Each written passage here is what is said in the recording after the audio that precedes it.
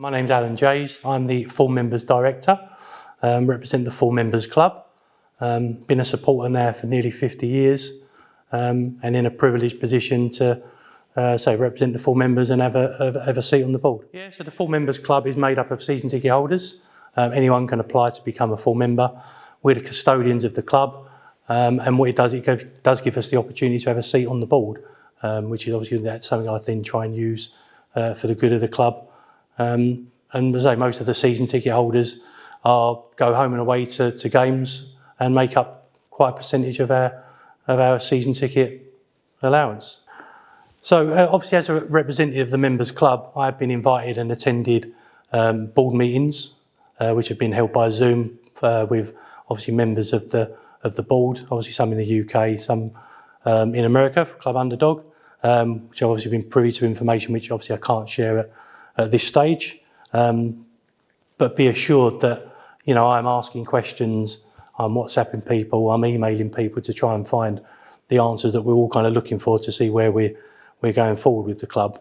The update I can give at the moment is that the takeover process is continuing to progress positively and the club remains on course to move under new ownership. However, due to some necessary restructuring, the deal is now being completed under a slightly different arrangement, which has resulted in adjustments to the original timeline. The National League are aware of this and it's all going through the due diligence at the moment. I know there's been some rumours on social media about the funding of the club and that people have not been paid on time, obviously including players, back office staff, coaching staff, turnstile operators, etc. I can totally assure everyone that that is not the case. Club Underdog have continued to fund the club and will continue to fund the club until the takeover is continued. But yeah, the rumours that have been starting that people are not being paid on time is completely false. And that's just having a detrimental effect on the whole running of the club. It's making people a little bit nervous in terms of supplies, and I just don't see where these rumours have started, and there's definitely no truth in them at all. If you ask anyone who's associated with the club that takes a wage from the club, they'll assure you that they've all been paid on time. And I know for a fact that the October PAYE was paid and that was over £60,000. So there's certainly no issues with regards to funding of the club. The one area which I do find disappointing, and this is obviously me speaking as a fan rather than as a director, because at the end of the day I'm just a fan, been a fan of the club for many years, is the lack of support shown during the game sometimes, and the disrespect that we show, not necessarily the manager, but the players.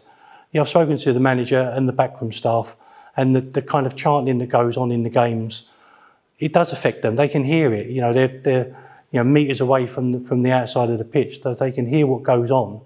And I just don't think it's the time and the place. If you've got an issue, that's not a problem. Everyone's got an opinion. I totally respect that. I know everyone's not happy, but at least leave it until the end of the game.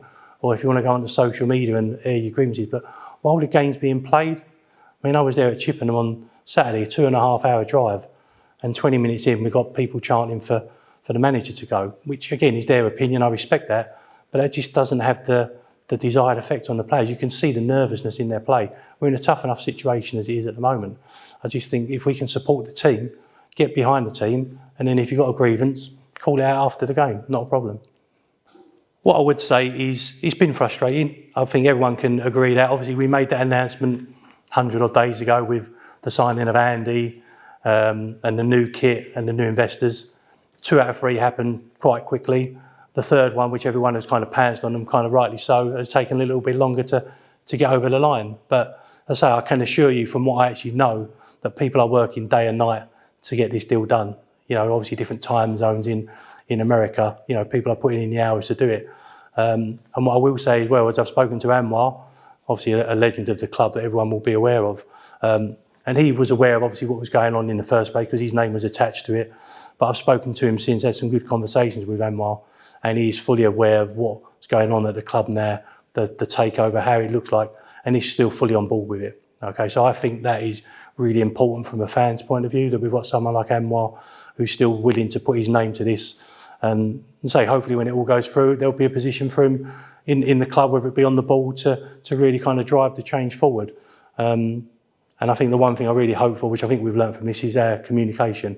Communication's not been great, but a lot of that has been driven by regulation and embargoes, etc. I don't think we've been unduly uncommunicative, if that's a word. But yeah, I think we will learn from this as a club, and I do see bright times ahead. But just bear with us on this. People are working really hard to get it right, and I say let's get behind the team and during the games.